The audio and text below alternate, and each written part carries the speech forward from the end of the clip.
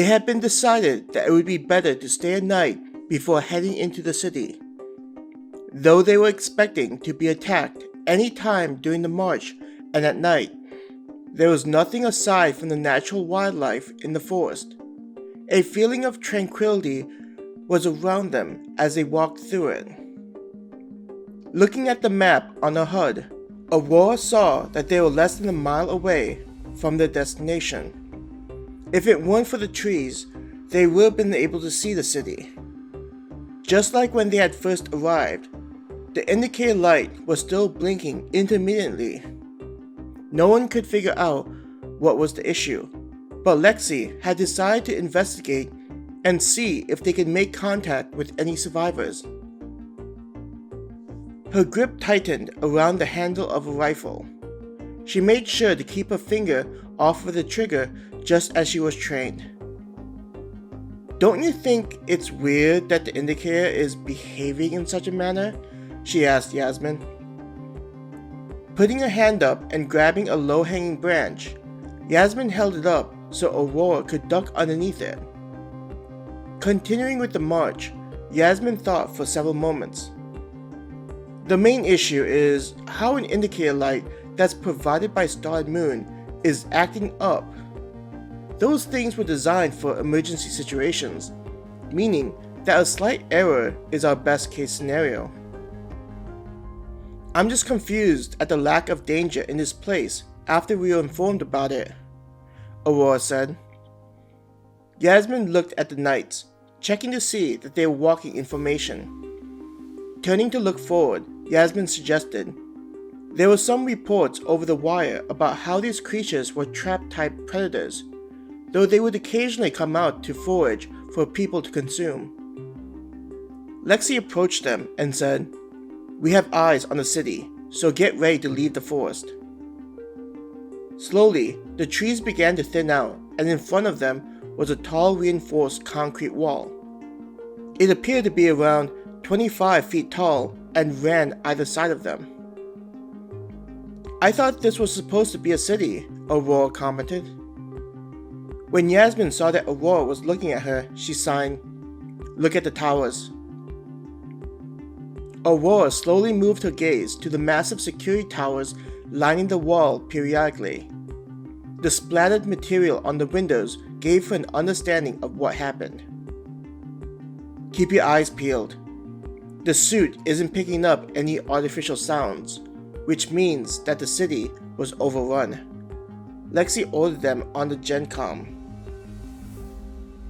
Aurora could see the team leaders, Ashley and Jill, directing several of the knights towards the wall. With a simple boosted jump, the 4 knights were on top of the wall. Instead of entirely leaving the sight of the rest of them, they were used to keep an eye out for signs of life or enemies. The process of moving the teams over the wall took only several minutes without any issues. Aurora and the remaining blades ran towards the wall and leapt to the other side. The 2 teams created a perimeter 50 feet away from the wall. Ashley waved her hand, and the knight standing on top of the wall hopped down, joining the rest of them.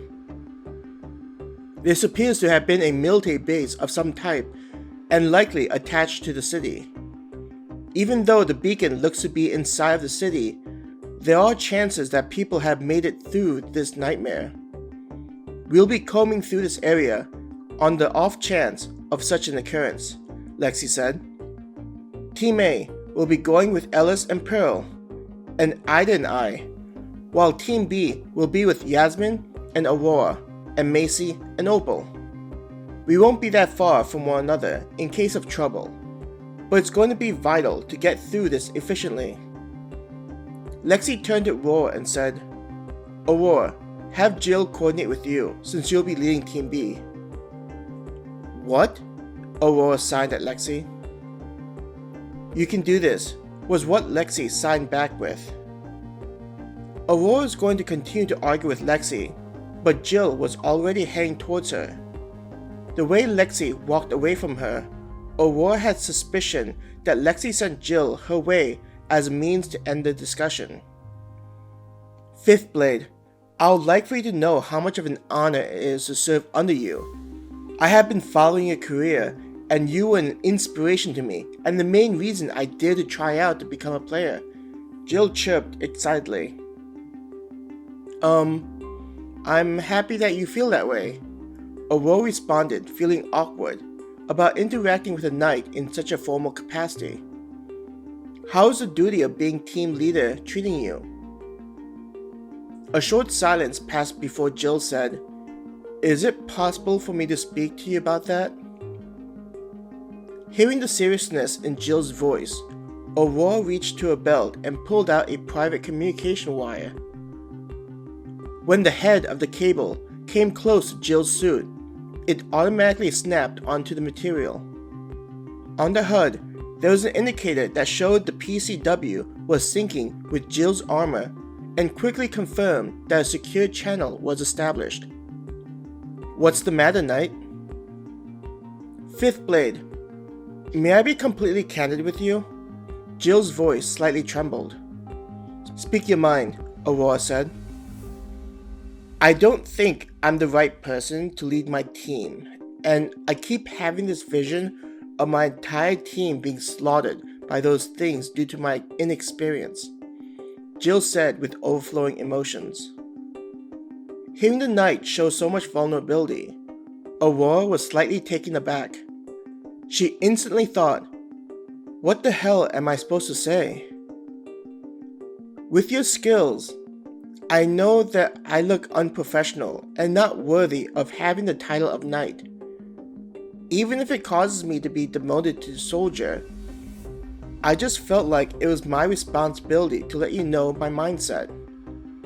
If my silence were also to cause my idol harm, I would be devastated," Jill said slowly.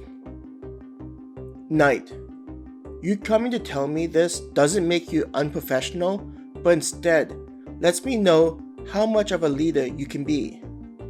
Instead of thinking your concerns are a weakness, think of your fears as being signs of you taking caution in your actions. At the same time, there are times when you'll likely have to make difficult choices. In these moments, you must not allow your sense of caution to hamper your decisions that need to be shaped decisively." It was a weird feeling, conveying similar words that Zara had told her when Aurora didn't feel that she qualified to become a blade. "Thank you, Fifth Blade. I'll make sure to build myself into a stronger leader and not let you down," Jill said in a confident voice, though there were still hints of doubt, which was natural for someone so new to being a leader. Aurora nodded her head. "Make sure to inform your team that I want them to pair up, but maintain a spread out line. We'll use the suits to detect anything artificial in the hopes of finding people. While we are here, it'll be essential to maintain a line of sight." Saluting, Jill said, "As you command, Fifth Blade." Retracting the PCW, Aurora watched Jill heading back to her team. Her movement spoke of greater confidence and gave an appearance of someone in command. "What was that about?" Yasmin asked, walking towards Aurora. "Leadership doubts," Aurora signed. Looking around for Macy and Opal, Aurora saw the two of them looking at the base. "Opal," Aurora said. Opal looked back, not spying Aurora immediately. Aurora waved her arm to help Opal spot her. When she saw that Opal had noticed her, Aurora motioned for them to come over. When Opal was close enough, she signed, "What's up, Princess?" Aurora pulled out her PCW and flung it at Opal. "Group meeting," Aurora signed. Macy attached a cable to Opal, and Yasmin to Aurora. "I figured that going into the base and potentially into the city, we need to talk about how we'd proceed." "It's a good idea," Macy said. "This is the first time we've been in an active combat situation where messing up could lead to a loss of life. What are your thoughts and plans?" "Couldn't we think about this together?" Aurora asked, her voice getting a little whiny. Opal shook her head. Princess, you're the leader of Team B, and the three of us. Lexi put you in charge for a reason. Out of all the blades, you have the most potential after Zara, which is why it's important for you to gain experience with leading people. She's right, Aurora. Yasmin agreed. You can no longer run away from this, and need to start taking the lead. Aurora sighed at how all of them were ganging up on her. She felt like things were changing too quickly, making her feel anxious. Eventually, she nodded her head and agreed with her words begrudgingly. Vera, is there a map of the city and base on record? She asked. Yes. With the help of satellites, we have relatively detailed maps of the area. It's only updated once a day, but should be sufficient for our purposes. Your new leadership role has allowed you to have access to this information, Vera explained. Could you bring up the map of the city? Aurora asked. On her HUD and everyone else's, the base and city was seen on a three-dimensional layout. She took a moment to glance through the diagram that was highlighted in different colors, to give a quick overview of the base's functions. This is what we know of from city and military records in our database, combined with aerial views that are updated once a day. To increase our chances of running into people, I believe we should head into the residential area, particularly where shopping areas are close by, she said to the group. A section of the map was highlighted in blue and raised up to give a better view. If they were able to survive for this long, it would probably mean that they need a place which could provide nourishment, Macy asked. Exactly. If we don't find anyone, we'll have to comb through the base, but I want to locate any survivors quickly. The residential area will also be the most open, giving us enough time to react to any threats, Aurora answered. How are we going to handle finding survivors? Opal asked. With non-students, it'll take some time for us to extract them to a safe location. There are already transport units heading to our location and will be on standby. Due to concerns, extraction can only take place at set times, as you are all aware. This means that we'll be forced to watch over any survivors until such times, Aurora said. Being forced to maintain position in such a place was concerning, but Zara had informed her that the administration was worried that constant units on standby would have caused the creatures to adapt. As of now, there were no reports of those things having flight capabilities, and the administration didn't want to escalate things unnecessarily. I'm getting the feeling that this is either going to go well or turn bad really quickly, Macy murmured. Why would you think that? If things go south, then we can just go the same way we came, Aurora said. There was an awkward pause as the three helmets turned to look at Aurora. Princess, you do remember how that system works, right? Zara went over it right after the meeting, Yasmin cautiously said.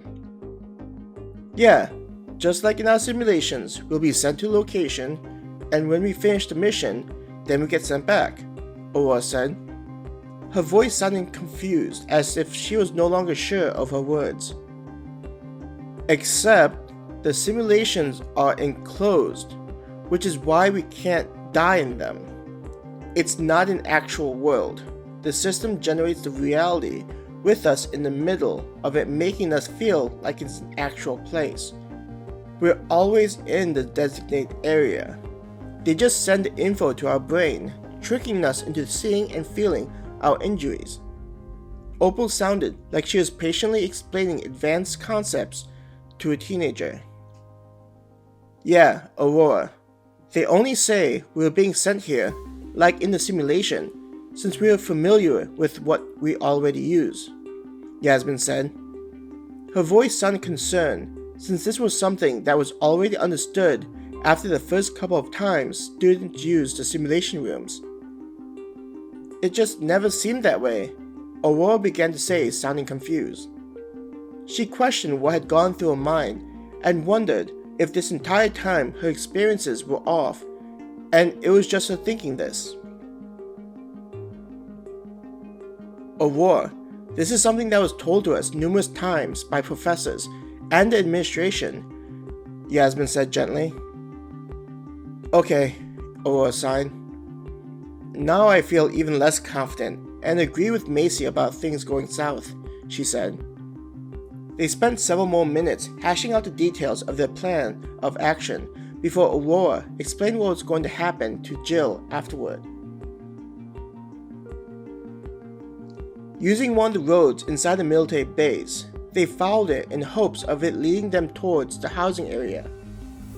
Aurora tried not to let the situation overwhelm her as she slowly turned her head, making sure to keep an eye out for any creatures or survivors.